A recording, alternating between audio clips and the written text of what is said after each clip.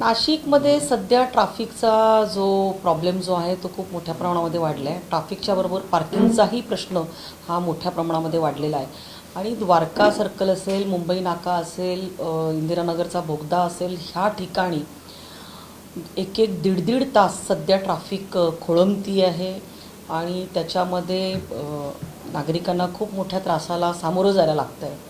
परंतु पोलिसांचं ह्याच्याकडे असलेलं, पोलीस प्रशासनाचं असलेलं दुर्लक्ष आणि महानगरपालिकेच्या माध्यमातून अतिक्रमण विभागाकडे असलेलं दुर्लक्ष आणि नियोजनाचा अभाव, या सगळ्या गोष्टींमुळे नाशिक शहराला सगळ्या समस्यांना सामोरं जायला लागतं आहे. दीड दीड तास आज एका जागेवरून दुसऱ्या ठिकाणी जायचं असेल तर त्याला वेळ लागतो आहे.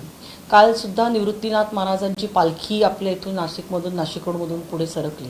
शिंदे पळशेला 2.5 ते 3 तास लोक त्या ठिकाणी ट्रॅफिकमुळे जाम झालेले होते. म्हणजे जे लोक शिंदे पळशेला 5 वाजता होते त्यांचा मला संध्याकाळी 7:45 वाजता फोन आला. ही परिस्थिती पूर्णतः नाशिक शहराची आहे.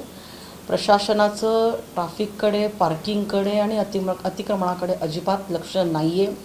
महानगरपालिकेने आणि पोलीस डिपार्टमेंटने समन्वय साधत ह्या सगळ्या विषयामध्ये लक्ष टाकायला पाहिजे. नॅशनल हायवेने लक्ष टाकायला पाहिजे.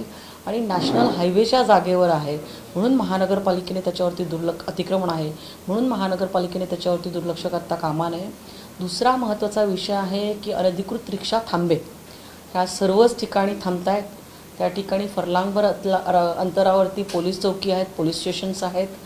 त्याचबरोबर टॅक्सी स्टँड जे आहे तर त्यांची टॅक्सी युनियन आहे आणि ह्या युनियन चालवतात की ह्या टॅक्सी स्टँडवरती कोणी थांबायचं आणि कोणी थांबू नये. एखादा नवोदित तरुण जर त्याला ह्या व्यवसायामध्ये यायचं असेल तर ह्या संघटनेचं प्रचंड दबाव असतो, ते नवीन माणसाला त्याच्यामध्ये येऊ देत नाही.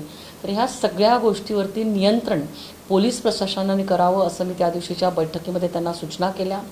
आणि त्या ठिकाणी पोलीस चौकी करावी. त्याचबरोबर ज्या काही गाड्या भरल्या जात आहेत द्वारकावरती, मुंबई नाक्यावरती, ते कन्नमवार पुलाच्या खालती जी काही जागा आहे त्या ठिकाणून ह्या गाड्या भराव्यात. त्याच ठिकाणीच म्हणजे पंक्चर काढण्याच्या गाड्या आहेत. ज्या ठिकाणी पूल उतरतात त्या ठिकाणी रॅलिंग केलेलं, त्याच्या आजूबाजूला रिक्षा उभ्या राहत आहेत, टॅक्सी उभ्या राहत आहेत, रस्त्यावरती टॅक्सी उभ्या राहत आहेत. मग ट्रॅफिकचा खोळंबा कसा होणार नाही. आणि त्या ठिकाणी ट्रॅफिक पोलीस उभे असतात पण तरी देखील पोलीस प्रशासनाचं अतिशय असंवेदनशीलता ह्या सगळ्या विषयामध्ये आपल्याला समोर दिसतीये. माझी त्या विषयाच्या बाबतीमध्ये तीव्र नाराजी आहे. आणि दुसरं, नाशिक महानगरपालिकेचं असलेलं अतिक्रमण विभागावरचं दुर्लक्ष, ज्याच्यामुळे आज नाशिक महानगराला अतिशय बकाल स्वरूप प्राप्त झालेलं आहे. बरं, शहरात राहणारे लोक ह्या ठिकाणी अतिक्रमण करतायत असा भाग नाही. कोणी UP, बिहार, वेगवेगळ्या राज्यांमधनं येत आहेत आणि ते नाशिकमध्ये आश्रय घेत आहेत, ते अतिक्रमण करत आहेत आणि या गावाला बकाल स्वरूप करत आहेत. त्यामुळे ह्याच्यावरती पोलीस प्रशासनाने आणि नाशिक महानगरपालिकेने संयुक्त कारवाई येणाऱ्या 3 ते 4 दिवसामध्ये करणं हे अपेक्षित आहे.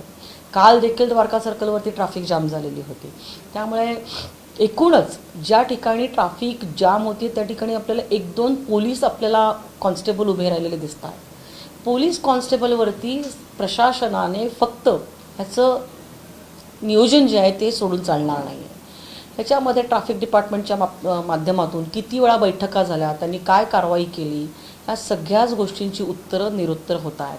अजून एक महत्त्वाचा विषय मी काल त्याच्यामध्ये असा घेतला की जे काही खडी क्रशर ज्यांचे RMC प्लांट आहेत ह्या ठिकाणून निघणाऱ्या ज्या RMCचे मिक्सर असलेल्या गाड्या ज्या आहेत ह्या फुल कुठल्याही बाबतीमध्ये स्वच्छता त्यांच्या टायरची, त्या ट्रकची न करता तशाच निघतात. आणि ते सगळं जे त्यांचं साहित्य जे आहे हे आपल्याला रस्त्यांवरती सांडताना दिसतं आहे. आणि नाशिक महानगरपालिकेकडे मेकॅनिकल झाडू आहे, त्याच्या माध्यमातून हा सगळा कचरा उचलला जातो. पण सातत्याने रोज ह्याच्यावरती ह्या RMC प्लांटच्या ट्रकच्या जो काही क्रशरच्या गाड्यांचा जो कचरा जो आहे, खडी जी आहे ही रस्त्यावरती पडते. त्याच्यामुळे नाशिक महापालिकेचे रस्ते खराब होत आहेत, हवेचं प्रदूषण वाढतंय आणि 2 चाकीवरून जाणाऱ्या नागरिकांना त्याचा प्रचंड मनस्ताप आणि त्रास सहन करायला लागतोय. खूप मोठ्या प्रमाणामध्ये आजार वाढत आहेत. बिल्डरांच्या माध्यमातून ज्या ठिकाणी नवीन साईट, नवीन बांधकामं चालू आहे त्या ठिकाणी खरं तर असं आहे की ग्रीन नेट लावून त्यांनी बांधकाम करायला पाहिजे. नाशिक शहरात शहरामध्ये कुठंही ग्रीन नेट आपल्याला दिसत नाही. ह्या सगळ्याच विषयांवरती स्थानिक प्रशासनाचं आपल्याला दुर्लक्ष झालेलं दिसतंय आणि आयुक्तांनी त्या विषयाच्या बाबतीमध्ये फ्लाईंग स्क्वॉड करणार अशा पद्धतीचं मला आश्वासन दिलेलं आहे. आणि या फ्लाईंग स्क्वॉडच्या माध्यमातून मी त्यांना बांधकाम व्यावसायिक त्याचबरोबर ह्या सगळ्या जे RMC प्लांट्सचे जे लोक आहेत त्यांच्या देखील बैठका घ्यायला सांगितलेल्या आहे. ते जर बैठक घेऊन तर ह्याच्यावरती जर आपण नियंत्रण आणलं तर नाशिक महानगरपालिकेचा जो एअर पोल्युशनचा इंडेक्स जो आहे हा खूप खालती येऊ शकतो आणि त्याच्यातून नाशिक शहराच्या नागरिकांचं आरोग्य देखील जे आहे त्याच्यामध्ये सुधारणा होऊ शकते. आपण बघतोय की सातत्याने सर्दी असेल, खोकला असेल अशा आजारांनी आपले नागरिक, दम्याच्या आजाराने, ॲलर्जिक प्रॉब्लेम्सने आपले नागरिक आजारी पडत आहेत. पण त्याच्या बाबतीमध्ये वैद्यकीय विभाग असेल किंवा नाशिक महानगरपालिकेचं प्रशासन असेल यांचा कुठेही समन्वय दिसत नाही आहे. नाशिककर खूप सहनशील आहे आणि त्यामुळे त्या सहनशीलतेचा अंत तर प्रशासन बघत नाही ना असं मला वाटतं. आज मंत्री महोदयांनी पण पोलीस आणि प्रामुख्याने महापालिकांच्या आयुक्त असेल किंवा अधिकाऱ्यांवरती नाराजी व्यक्त केली. आपणही नाराजी व्यक्त करताय. लोकप्रतिनिधी मंत्र्यांची ही जी हतबलता आहे असं म्हणता येईल का? हतबलता म्हणता नाही येणार आहे. आम्ही आता त्यांना जबाब विचारलेला आहे. गेल्या पुढच्या 15 दिवसामध्ये निश्चित आम्ही बघतोय की आता ते काय सुधारणा करतात. त्यांनी मला तशी आश्वासनं दिलेली आहेत. त्यांच्या काही अडचणी होत्या अतिक्रमण विभागाच्या बाबतीमध्ये आणि आता त्यांनी महापालिकेच्या आयुक्तांनी सांगितले की ताई आम्ही तुम्हाला पुढच्या 10 दिवसांमध्ये आम्ही तुम्हाला सगळा रिझल्ट ह्याच्यामधला दाखवू. पण आम्ही इथून पुढच्या कालावधीमध्ये नाशिकला असं बकाल झालेलं बघणार नाही, स्वस्त बसणार नाही. आणि दोन्ही प्रशासनाने, पोलीस प्रशासन असेल, RTO असेल, नाशिक महानगरपालिका असेल, नॅशनल हायवे असेल, ह्या सर्वांनी रस्त्यावरती उतरून नागरिकांच्या ह्या महत्त्वाच्या प्रश्नाकडे लक्ष वेधून तातडीने त्याच्यावरती उपाययोजना कराव्यात. एकतर सत्ताधारी पक्षात मंत्री आहेत, असं असताना जर हे अधिकारी जुमानत नसतील, मला वारंवार बैठका घ्याव्या लागत आहेत, तरी काही फरक पडत नाही. मी नाशिक महानगरपालिकेच्या आयुक्तांशी चर्चा केलेली आहे. त्यांना सांगितलं आहे की इथून पुढच्या कालावधीमध्ये तुमच्या अधिकाऱ्यांचा प्रशिक्षण वर्ग घ्या, त्यांच्यातली संवेदनशीलता वाढवा आणि जर सांगूनसुद्धा जर ते काम करत नसतील, फील्डवरती रिझल्ट दिसत नसेल तर त्यांच्यावरती निलंबनाची कारवाई करा. तुम्ही जे सला असेल किंवा इतर मुंबई नाका परिसर असेल या ठिकाणी अनधिकृत फेरीवाले काही लोकांनी तिथं रस्त्यावरच संसार थाटलेला आहे, यामुळे देखील शहराला बकाल स्वरूप प्राप्त झालेले आहे. या संदर्भात आपली काही चर्चा झाली का आणि त्या लोकांना हटवण्यासाठी आपण काही मागणी करणार आहात? मुंबई नाका असेल, शालिमार असेल, द्वारका सर्कल असेल, ह्या सर्वच ठिकाणी ज्या ठिकाणी ट्रॅफिकचा खोळंबा होतोय सगळ्याच विषयांवरती माझी अतिशय 2.5 तास जवळपास महानगरपालिकेच्या आयुक्तांच्या इथं विविध विभागाची बैठक झाली आणि त्याच्यामध्ये ह्या सगळ्याच विषयांवरती अतिशय सूक्ष्म पद्धतीने त्याच्यामध्ये चर्चा झाली. नॅशनल हायवेने जे काही नागरिकांना पायी चालणाऱ्या नागरिकांसाठी जो तो अंडरवे केलेला आहे सबवे, त्याच्याही बाबतीमध्ये आज तो वापरला जात नाही आहे आणि त्याच्याही वरती विचार करून ते जे काही खालती भुयारी रस्ते बनवलेले आहेत ते बंद करावे. कारण त्याचा जो सबवे जो बाहेर काढण्यात आलेला आहे तो अशा पद्धतीने काढण्यात आलेला आहे की त्याच्यामधनं एकही नागरिक जाऊ शकत नाही. कारण फुटपाथ, रस्ता आणि त्या सबवेचा कुठेही ताळमेळ जमत नाही आणि त्याचा देखील नॅशनल हायवेने विचार करावा आणि या सगळ्याच विषयांवरती एक चांगलं सोल्युशन नाशिक महानगरपालिकेचे आयुक्त अतिशय तत्पर आहेत. त्यांनी ठरवलं निश्चित ह्या सगळ्या गोष्टी होतील. नॅशनल हायवेला मी अतिशय तंबी दिलेली आहे.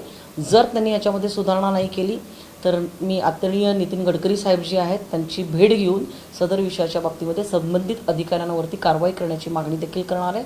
आणि पोलीस आयुक्तांनी जर ठरवलं तर ते निश्चितच ह्या शहरामधला ट्रॅफिकचा आणि पार्किंगचा आणि ह्या सगळ्या गोष्टींचा प्रश्न जो आहे ते अतिशय चांगल्या पद्धतीने सोडवू शकतात असा माझा विश्वास आहे. तुम्हाला असं वाटतं की महापालिकेत सत्ता नाही, प्रशासक आहे, त्याच्यावर कंट्रोल नाही, लोकप्रतिनिधी असणं खूप आवश्यक झालंय? हो, निश्चित स्वरूपामध्ये महानगरपालिकेमध्ये नगरसेवक असले की सातत्याने होणाऱ्या महासभामधून त्याच्यावरती अधिकाऱ्यांवरती एक नियंत्रण ठेवलं जातं आणि त्या भीतीपोटी तरी अधिकारी जे आहेत हे ह्या विषयाच्या बाबतीमध्ये आपल्याला काम करताना दिसतात.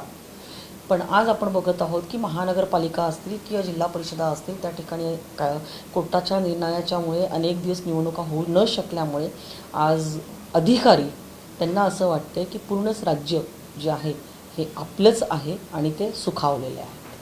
तरी अजून एक मुद्दा आहे, नाशिक शहरात काही ब्रिज आहेत प्रस्तावित, असे जे प्रकल्प आहेत महत्वाचे त्या प्रकल्पांना वरतून सुद्धा अनास्था आहे नाशिककडे, म्हणजे वरचे लोक सुद्धा हे करतायत दुर्लक्ष, कारण गेल्या अनेक वर्षांपासून ही मागणी आहे, प्रस्तावित आहे, अजून मंजुरी मिळत नाही. तो जो द्वारका सर्कलवरचा जो ब्रिज जो आहे त्याला मान्यता माननीय आदरणीय गडकरी साहेबांनी दिलेली होती, परंतु निओ मेट्रो जी त्या मार्गावरून जाणार होती आणि म्हणून त्यांचं नियोजनाचा एक भाग म्हणून तो जो पूल जो आहे हा मागे ठेवण्यात आलेला होता. परंतु मी गडकरी साहेबांच्याकडे आता वेळ मागितलेली आहे, निश्चित स्वरूपामध्ये त्यांची भेट घेईल आणि जर मेट्रो होणार नसेल तर त्या ठिकाणी उड्डाणपुलाची खूप आवश्यकता आहे आणि तो उड्डाणपूल करण्यात यावा अशी मी मागणी करणार आहे. निओ मेट्रो मला असं वाटतं की सध्या तो प्रकल्प बारगळलेला अशीच परिस्थिती वाटते आहे आणि पुढच्या कालावधीमध्ये शासन मला असं वाटतं की इतर काही पर्याय जो आहे त्याचा विचार करू शकतं. हे सुधाकर बडगुजरांच्या प्रवेशाच्या बाबतीत नाराजी आहे आणि लोक काल हे बोलले उदय सामंत असं बोलले महायुतीमध्ये तर आम्ही लढणार आहोत, भाजप शिंदेसेना भाजप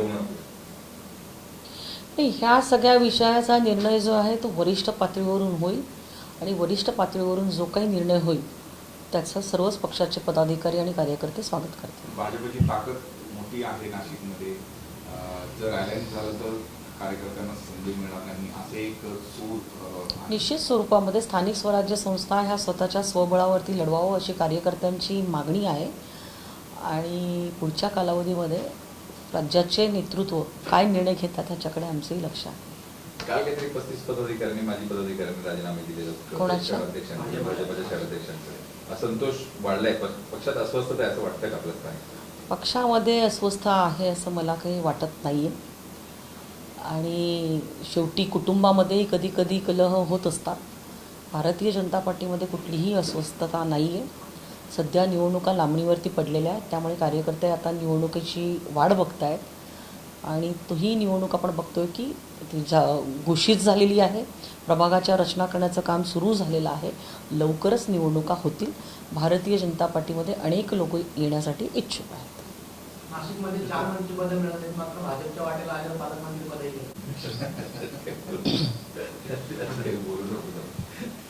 ते वरचा मामला आहे.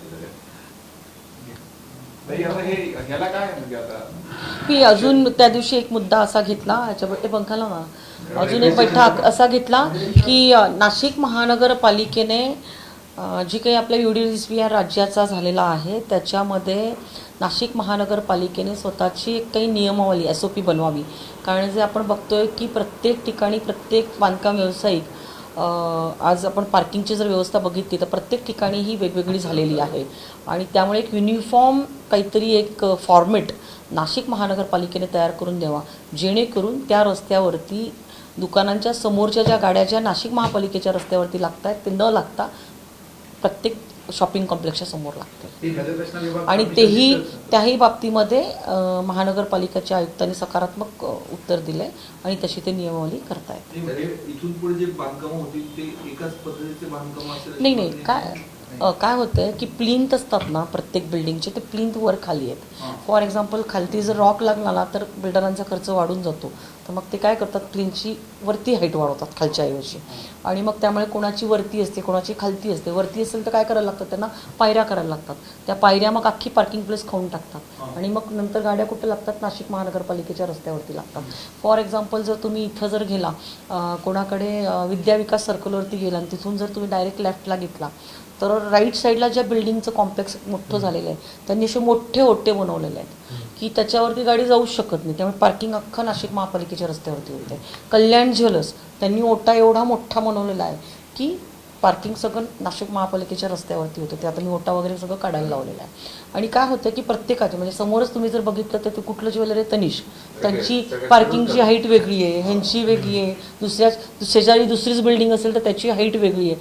त्याच्यामुळे काय होतं की ह्याच्यामध्ये अनियमितता होते आणि जे युजेबल पार्किंग आहे ते अनयुजेबल होऊन जातं आणि त्याच्यामुळे जर एकाच रांगेमध्ये जर थ्रूआउट द रोड लेंथ जर पार्किंग जे आहे ते एकाच ह्याच्यामध्ये रेषेमध्ये जर केलं गेलं, एकाच हाईटला केलं गेलं तर जास्तीत जास्त गाड्या ज्या आहेत त्याच्यावरती पार्क होऊ शकतात.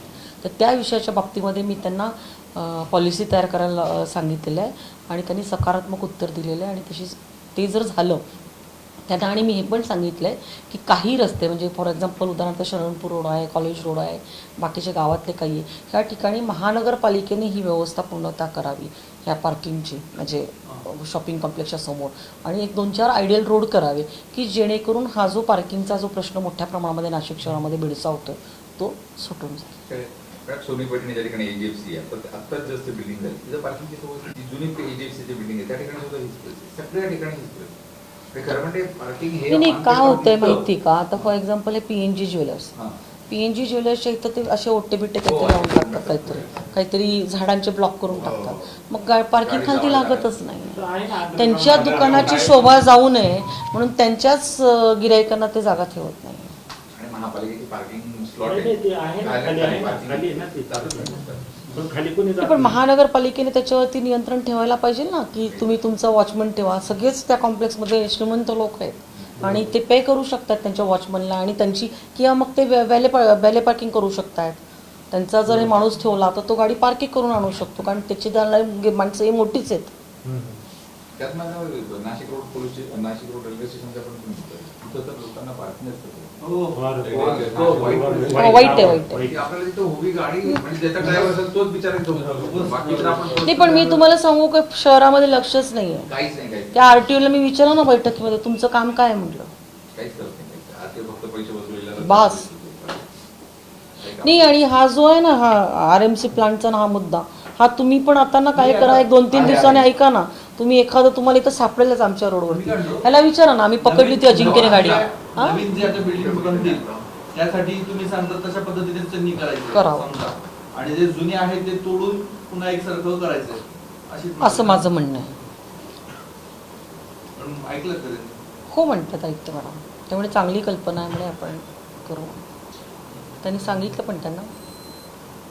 आणि काय होतं आहे की ही नियमावली आहे की ग्रीन मॅट लावावं आणि मग बांधकाम करावं, कोणीच पाळत नाही आहे, कारण त्याच्यावरती कोणाचं नियंत्रणच नाही आहे. म्हणून मग ते आता मी त्यांना फ्लाईंग स्क्वॉड सांगितला करायला. आणि जे नाशिक महानगरपालिकेचे फॉर एक्झाम्पल आता जॉगिंग ट्रॅक आहे, तर त्याचं मॅनेजमेंट 5 डिपार्टमेंटकडे आहे. आरोग्य विभागाकडे टॉयलेट, झाडांचं काम जे आहे ते गार्डन विभागाकडे, बांधकामाचं रिलेटेड असेल तर बांधकाम विभाग, इलेक्ट्रिक विभाग. म्हटलं कोणाकडे फोन करायची, म्हटलं आपल्या आमदाराला समजत नाही आहे तर नागरिकांनी कोणाकडे जायचं, ऐकताना म्हटलं. मग त्यांनी प्रोजेक्ट, मीच सुचवलं त्यांना की तुम्ही एक प्रोजेक्ट डिपार्टमेंट करा आणि ते वन रूफमध्ये आणा, एकाच त्याच्या अंतर्गत, की ह्याचा बॉस हा आणि त्याला सगळं विचार. देश विदेशातील प्रत्येक घडामोडींचे लाईव्ह अपडेट मिळवण्यासाठी आता साम टीव्हीच्या सर्व सोशल मीडिया प्लॅटफॉर्मला लाईक, फॉलो आणि सबस्क्राईब करा.